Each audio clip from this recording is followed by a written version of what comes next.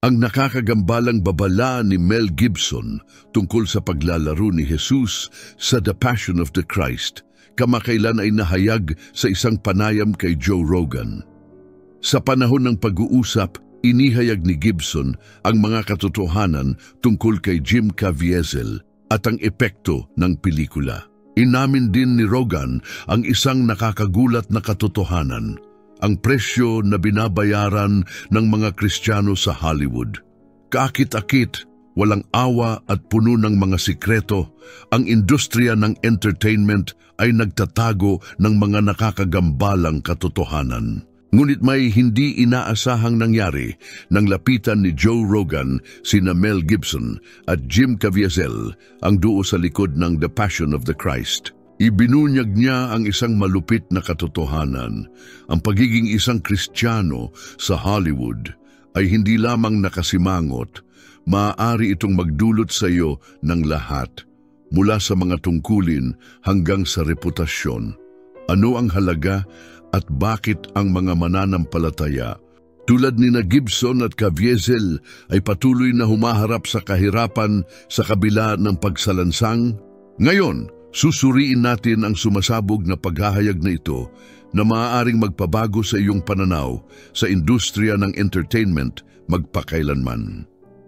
Si Joe Rogan ay kilala sa hindi pag-iwas sa mga kontrobersyal na paksa. Madalas ginalugad ng kanyang podcast ang behind-the-scenes na mundo ng Hollywood. Nang mapunta ang usapan kina Mel Gibson at Jim Caviezel, hindi napigilan ni Rogan ang kanyang dila. Inamin niya ang matagal nang pinaghihinalaan ng marami. Sa Hollywood, pabigat ang pagiging Kristiyano. Hindi lamang ito nakasimangot, maaari rin itong magastos.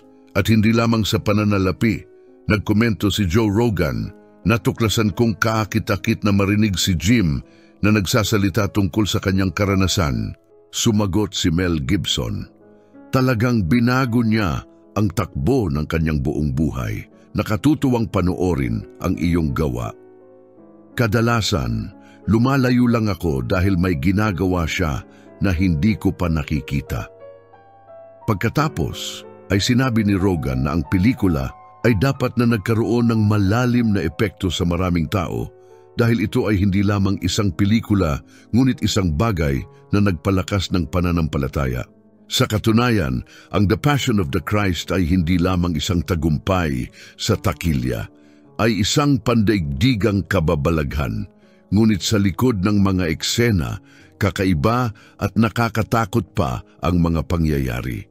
Sa gitna ng lahat ng ito ay isang nakababahalang babala na magpakailanman ay nagpabago sa buhay ng lahat ng kasangkot. Ano ang nasaksihan ni Mel Gibson sa paggawa? Ano ang babala tungkol sa paglalaro kay Jesus at paano ito nakaapekto sa aktor na nagbigay buhay sa papel? Magbasa pa dahil ang kwentong ito ay magugulat sa iyo at marahil ay magbigay ng inspirasyon sa iyo. Noong unang bahagi ng 2000s, ang paggawa ng biblikal na pelikula ay hindi eksaktong tanyag na ideya sa Hollywood. Gusto ni Mel Gibson na sabihin ang kwento ng pagpapako kay Jesus sa krus ng may malupit na katapatan. Gayunpaman, paulit-ulit na tinanggihan ng mga studio ang proyekto. Naniniwala ang ilang executive na hindi ibebenta ang isang pelikula tungkol kay Jesus. Ang iba ay natakot sa kontrobersya na maaaring lumabas mula sa isang matapang na proyekto. Pero hindi sumuko si Mel. Nagpasya siyang tustusan ang pelikula gamit ang sarili niyang pera na nagsapanganib ng milyon-milyon sa isang gawa ng pananampalataya. Nakakamangha isipin na noong unang pumasok si Mel Gibson sa mundo ng Hollywood, wala siyang ideya kung paano nito babaguhin ang kanyang buhay magpakailanman. Isipin, isang maliit na bayan na batang lalaki sa Australia na ilang taon pa lamang ang nakalipas ay hindi alam kung maaari siyang maging artista, ang biglang natagpuan ang kanyang sarili sa sentro ng pinakamalaking industriya ng pelikula sa mundo. Ilang artista ang nangahas na ihayag ang malalalim na katotohanan tungkol sa industriyang ito tulad ni Mel. Pagkatapos ng kanyang unang tagumpay, nahaharap siya sa isang bagay na mas malalim. Ang kinang at kaakit-akit ng Hollywood ay kadalasang nakakaramdam ng napakalaki kahit na nakahiwalay. Inilarawan niya ang kanyang mga unang araw bilang isang pinaghalong pagkahumaling at paranoia. Ito ay tulad ng itinapon sa ibang mundo, kung saan alam na ng lahat ang mga patakaran, ngunit walang nag-abala na ipaliwanag ang mga ito sa iyo, sabi niya. Sa pag-angat ng kanyang karera, ang mas madidilim na panig ng Hollywood ay nagsimulang ihayag ang kanilang mga sarili. Habang ipinagdiwang ng mundo ang kanyang talento, hindi napigilan ni Mel ang pakiramdam na may mali sa industriya. Gayunpaman, sa ngayon, siya ay nakasakay sa alon ng tagumpay na lumilikha ng isang string ng mga iconic na pelikula na tatayo sa pagsubok ng oras. Ang Hollywood ay maaaring mukhang kakit-akit sa ibabaw, ngunit sa likod ng mga eksena, ito ay isang makina na hinimok ng isang bagay, pera. Para kay Mel Gibson, ang katotohanan ito ay naging maliwanag nang siya ay gumawa ng paglipat mula sa aktor patungo sa filmmaker. Mabilis niyang napagtanto na ang pagkukwento ay hindi lamang ang prioridad sa daluyan na ito. Ang kita ang tunay na driver. Natuklasan niya na ang studio system ay hindi lamang tungkol sa paggawa ng mga pelikula. Ito ay tungkol sa mga relasyon. Ang mga deal sa negosyo ay ginawa sa likod ng mga saradong pinto, ang mga katapatan ay nasubok, at ang pagtitiwala ay kadalasang isang panandaliang konsepto. Inilarawan ni Mel ang mga pagkakataong naramdaman niyang pinagtaksilan siya ng mga taong itinuturing niyang kakampi. Ang kakayahang ito na palayain ang sama ng loob ay mahalaga upang mabuhay sa Hollywood. Natutunan ni Mel na makita ang industriya kung ano talaga ito, isang lugar kung saan tinitingnan ng lahat ang kanilang sariling mga interes. Napagtanto niya na kahit na ang mga taong may mabuting hangarin ay maaaring gumawa ng mga desisyon na nakapipinsala sa iba, kadalasan ng walang malisya. Hindi ito personal, paliwanag niya. Hindi talaga nila gustong saktan ka. Ganito lang, talaga gumagana ang sistema. Habang itinatag ni Mel Gibson ang kanyang sarili bilang isang malaking pangalan sa Hollywood, naging masakit din ang kanyang kamalayan sa kanyang darker side. Sa likod ng kumikislap na mga ilaw at dumadagundong na palakpakan ay isang mundo ng panlilinlang, pagmamanipula at pagkakanulo. Ang industriya ay puno ng mga tao na pupuri sa iyo sa isang sandali at sisirain ka sa susunod, lahat sa ngalan ng pagsulong ng kanilang sariling mga karera. Para kay Mel, ito ay hindi lamang isang mahirap na katotohanan, ngunit isang personal na hamon na dapat pagtagumpayan. Inihambing niya ang Hollywood sa isang surreal na lungsod kung saan wala kung ano ang tila. Ito ay tulad ng paglalakad sa isang silid kung saan alam ng lahat ang isang bagay na hindi mo alam, sabi niya. Ito ay tulad ng mga lumang pelikula kung saan ang estranghero ay pumasok sa bar at lahat ay huminto sa pag-uusap.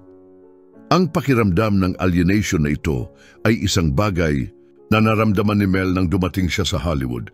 Kung minsan, kinukwestiyon pa niya ang sarili niyang katinuan, iniisip kung naiisip niya ang madilim na puwersa sa trabaho. Ngunit sa pag-unlad ng kanyang karera, natanto niya na ang kanyang mga hinala ay hindi walang batayan. Ang ilan sa aking pinakamasamang bangungot ay nagkatotoo, pag-amin niya. Ang lugar na ito ay magpapakumbaba sa iyo, ngunit maaari ka ring magpakumbaba. Nahaharap si Mel sa kontrobersya nang dalhin niya sa screen ang mga huling oras ni Jesus. Nakatagpo siya ng patuloy na pagsalungat sa lahat ng dako. Sinabi ni Mel Gibson na nagsimula ang lahat sa isang tanong, ano ba talaga ang mga huling oras ng buhay ni Jesus? Nagmumulto sa kanya nitong tanong. Ito ay hindi lamang isang ideya para sa isang pelikula. Ito ay isang pagtawag. Hindi niya kayang bitawan siya. Nais niyang ipakita sa mundo ang sakit, ang sakripisyo, ang katotohanan. Ngunit gaya ng makikita natin, hindi lahat ay handa para sa katotohanan. Alam ni Mel na ang proyektong ito ay mahirap tanggapin. Hindi interesado ang Hollywood sa kanyang pangitain. Gusto nila ng ligtas, mahuhulaan na mga kwento at ang isang malinaw na paglalarawan kay Jesus ay hindi akma sa hulma. Akala ko sinabi ng iba ang kwentong ito dati, ngunit hindi ganito, sabi niya. Nais kong lumalim, ipakita ang pagdurusa at i-highlight ang tunay na halaga ng sakripisyo. Ngunit sa halip na suporta, siya ay humarap sa pagtanggi ng pagtanggi.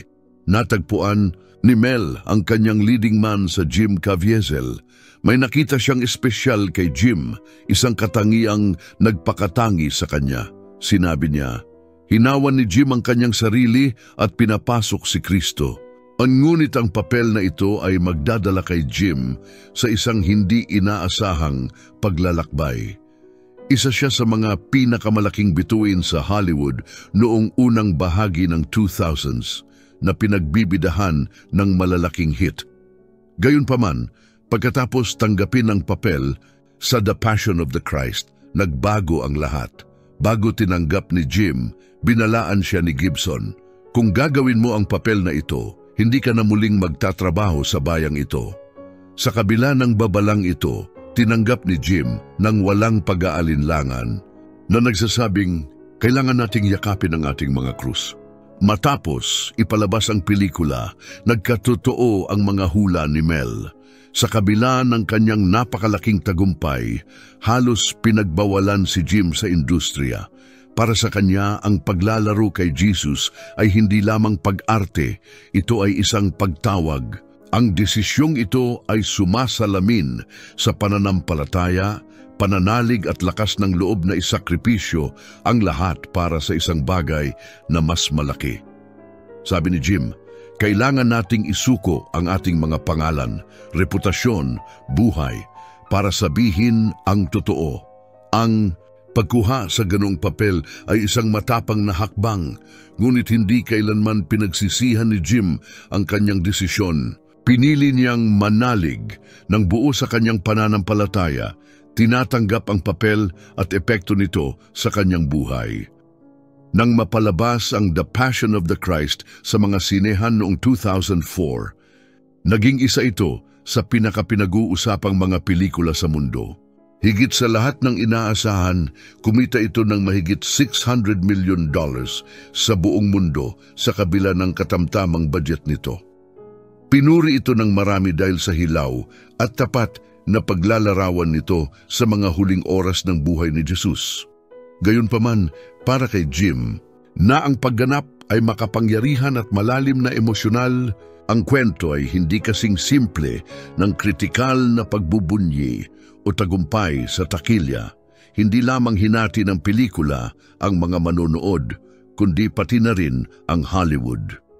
Bagamat maraming mga tagahanga ang nagdiwang sa kanyang paglalarawan kay Kristo, ang reaksyon mula sa industriya ng pelikula ay hindi kasing init. Itinuturing ng ilan sa industriya na ang pelikula ay masyadong kontrobersyal at sa pamamagitan ng pagsasamahan, si Jim ay naging isang kontrobersyal na figura mismo.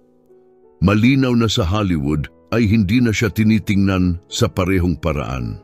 Pagkatapos ng The Passion of the Christ, ang mga tawag mula sa malalaking studio ay nabawasan at natagpuan niya ang kanyang sarili sa labas, nanunood mula sa malayo. Kalaunan ay pinag-isipan ito ni Jim. Sinabing hindi niya iniisip ang pagbabago. Handa niyang isakripisyo ang kanyang career para maging bahagi ng kwentong iyon. Sa kanyang sariling mga salita, si Jesus ay kontrobersyal ngayon gaya ng dati.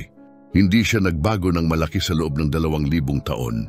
Naunawaan niya na ang paglalaro kay Kristo ay maaaring mangahulugan na hindi na siya muling gaganap ng malaking papel sa Hollywood. Ngunit para sa kanya, ito ay katumbas ng halaga. Habang inilapit siya ng The Passion of the Christ sa kanyang pananampalataya, inilayo din siya nito sa tipikal na landas sa Hollywood. Sinabi ni Mel Gibson, ang direktor ng pelikula, na ginawa ni Jim ang isang bagay na espesyal. Ginawa niya ang isang bagay na sa palagay ko ay hindi nagawa ng iba. At sa palagay ko ginawa niya ito dahil hinayaan lang niya ang kanyang sarili. Wala siyang sinubukan. Nagmuni-muni at pinapasok si Kristo. Ang papel na ito ay tila nagkaroon ng malalim na epekto kay Jim, kapwa bilang isang artista at bilang isang tao. Isipin na nasa isang burol na napapaligiran ng 350 katao, ang hangin ay umaalulong at ang langit ay mabigat sa mga ulap. Pakiramdam mo ay gumagalaw ang lupa sa ilalim ng iyong mga paa. Biglang huminto ang hangin, nawawala ang tunog at tila bumagal ang oras. Kaya ikaw ay nasa labas ng iyong katawan, pinagmamasdan ang iyong sarili mula sa itaas. Ito ang karanasan ni Jim habang kinukuna ng isa sa pinakamatitinding eksena sa The Passion of the Christ. Bagamat marami ang nakapanood ng pelikula, kakaunti ang nakakaalam tungkol sa matinding sakit na dinanas ni Jim habang kinukuna ng eksena ng pagpapako sa krus. Ito ay hindi isang ordinaryong sandali. Isipin na itinaas sa isang krus, nakalantad sa mga elemento sa loob ng maraming oras. Para kay Jim, ang bawat sandali ay pisikal na nakakapagod at espiritual na napakabigat. Ang araw mismo ay parang surreal. Umihip ang hangin, dahilan para mahirap marinig ang anumang malinaw. Madilim at mabigat ang mga ulap, nakalawit na mababa sa langit na para bang pinagmamasdan ng langit. Inilarawan ni Jim ang sensasyon bilang hindi sa mundo, na parang ang earth mismo ay buhay sa ilalim niya, umuungol at nanginginig. Hindi lang pisikal na kondisyon ang nagpahirap sa eksena, kundi pati na rin ang dala ni Jim sa kanyang puso. Siya ay hindi lamang gumaganap ng isang papel. Alam kong pinapasok ko ang isang bagay na mas malalim, isang bagay na sagrado. Malakas ang ihip ng hangin, pagunita ni Jim. Napakalapit ng mga ulap na parang kaya kong tumalon at hawakan ang mga ito. Ang lupa, may maramdaman ka rito, halos parang buhay. Habang naghahanda ang mga tripulante para sa eksena, nagkaroon ng hangin ng pagkabalisa sa lahat. Ang mga extra, ang mga cameraman, ang mga direktor, lahat ay tila may naramdaman. Ito ay hindi na lamang pag-arte, parang totoo. Ikinuwento ni Jim kung paano lumakas ang hangin na halos matumba ang mga tao. Gayunpaman, sa gitna ng lahat ng kaguluhan, natagpuan niya ang isang malalim na kalmado.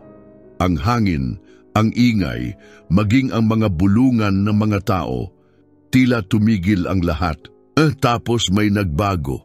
Inilarawan ni Jim kung paano tila bumagal ang oras. Hindi ko na marinig ang hangin, sabi niya. Natahimik ang lahat. Ang sumunod na nangyari ay isang bagay na hindi maipaliwanag ng sinuman sa set. Nakabitin sa krus, napapaligiran ng daan-daang tao sa set, may nangyaring hindi pangkaraniwang bagay. Inilarawan ito ni Jim sa kanyang sariling mga salita. Lumabas ako sa aking katawan. Nakita ko ang likod ng aking sarili sa loob ng ilang segundo na tila mas matagal. Hindi lang siya kumikilos. Ito ay hindi lamang isang tao na gumaganap bilang Jesus. Para bang nahati ang kanyang kaluluwa na nagbigay sa kanya ng bagong pananaw. Mula sa itaas, nakikita niya ang kanyang sarili na nakabitin doon, gaya ng ginawa ni Jesus sa loob ng maraming siglo. Nakita ko rin ang crowd, ang mga extra, ang crew, lahat ay gumagalaw sa set. Ngunit ang higit na ikinagulat niya ay ang katahimikan ng lahat. Ang oras ay tila hindi pareho, ay hindi tumatakbo o gumagapang. Noon lang, ito ay mapayapa, sabi ni Jim. Hindi naman nakakatakot, hindi masakit. Parang may mas malaking pinapakita sa akin. Nang bumalik si Jim sa kanyang katawan, ang kapayapaang naramdaman niya noon ay napalitan ng isang malupit, masakit na katotohanan. Nanlalamig siya, pagod at masakit, ngunit alam niyang kailangan niyang magpatuloy. Makalipas ang ilang taon, sa panahon ng malapit ng mamatay, naalaala ni Jim ang mga salita ni Jesus. Hindi ako naparito upang magdala ng kapayapaan, kundi isang tabak. Ang mga salitang ito sa una ay tila malupit. Nakakagulat pa nga. Bakit si Jesus, ang prinsipe ng kapayapaan, ay may dalang tabak? Ano ang ibig niyang sabihin doon? Ipinaliwanag ni Jim na ito ay isang tawag na gumawa ng mahihirap na pagpili. Isang debisyon na bumangon kapag pinili natin ang Diyos higit sa lahat. Binanggit niya ang tungkol sa mga kasalanan ng henerasyon na nagpapabigat sa atin, ang mga pattern ng pagkasira at paghihiwalay na naghihiwalay sa mga pamilya. Para kay Jim, ito ay hindi lamang teolohiya, ito ay isang bagay na personal. Madalas na pinag-uusapan ni Jesus kung sino ang ating mga tunay na kapatid, sabi niya. Sinabi niya, ang sino mang gumagawa ng kalooban ng aking Ama sa langit ay aking kapatid na lalaki at babae. Ang pagsunod sa Diyos ay kadalasang nangangahulugan ng pagkawala ng mga taong akala natin ay hindi na natin mabubuhay ng wala. Ibinahagi ni Jim kung paano naapektuhan ng katotohanang ito ang kanyang sariling buhay. Hinarap niya ang mga hamon pagkatapos gumanap bilang Jesus, mga personal na pagsubok, mga pag-urong sa profesional at mga espiritual na labanan. Marami ang nag-question sa kanyang mga desisyon at kinukutya pa ang kanyang pananampalataya. Ngunit si Jim ay nanatiling matatag, na naniniwala na ang kanyang pagsunod sa Diyos ay higit na mahalaga kaysa sa pagsang-ayon ng iba. Hindi madali, pag-amin ni Jim. Hindi sinabi ni Jesus na mangyayari ito, ngunit ipinangako niya na magiging sulit ito. Ang tabak na binanggit ni Jesus ay tungkol sa pagputol sa mga bagay na pumipigil sa atin na maabot siya, ang mga bagay na inaakala nating kailangan natin, ngunit hindi. Para kay Jim, mas naging malinaw ang mensaheng ito habang pinag-iisipan niya ang kanyang malapit na kamatayang karanasan. Ang kapayapaang naramdaman niya sa sandaling iyon ay hindi konektado sa anumang bagay sa earth. Hindi ito tungkol sa tagumpay, kaginhawaan o maging sa mga taong nakapaligid sa kanya. Ito ay tungkol sa pag-ibig ng Diyos, isang pag-ibig na napakalakas na pinuputol nito ang lahat ng iba pa. Sinabi ni Jim, kapag talagang nahanap mo ang Diyos, napagtanto mo na walang ibang mahalaga, hindi ang sakit, hindi ang pagtanggi, kahit ang kamatayan. Ang mahalaga lang ay siya. Ang pagkaunawang ito ay nagbigay kay Jim ng lakas upang ipagpatuloy ang kanyang misyon kahit na mahirap ang pagpunta.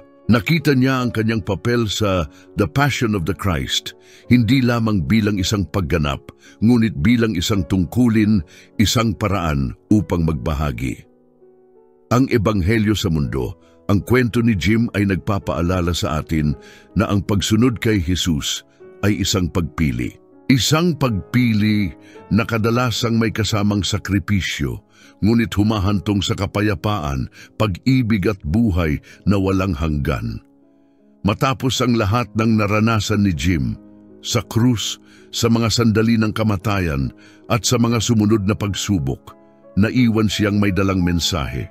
Isang mensaheng nakaugat sa pag-ibig, sakripisyo at kapayapaan ng Diyos.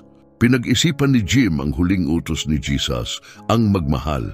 Sabi niya, hinihiling ni Jesus na magmahal tayo kahit na mahirap.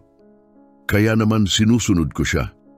Para kay Jim, ang pagmamahal tulad ni Jesus ay hindi lamang tungkol sa kabaitan o pagpapatawad. Ito ay tungkol sa pagsunod. Ibinahagi niya kung paano madalas na hinihiling sa atin ng tawag na magmahal na talikuran ang sa tingin natin ay kailangan natin, ang ating pagmamataas, ang ating sama ng loob, maging ang ating kaaliwan. Ang paglalakbay ni Jim sa loob at labas ng krus ay nagpapaalala sa atin na ang pag-ibig ay higit pa sa isang pakiramdam. Ito ay isang pagpipilian na magpatawad, sumunod at magtiwala sa plano ng Diyos. At sa pamamagitan ng pagpiling ito ay makikita natin ang kapayapaang ipinangako ni Jesus. Ang kwento ni Jim ay isang testamento sa kapangyarihan ng pananampalataya at pag-ibig ng Diyos. Isang paalala na gaano man kahirap ang paglalakbay, may pag-asa, may kapayapaan, at may pag-ibig na naghihintay sa ating lahat kung pipiliin nating tahakin ang landas na iyon.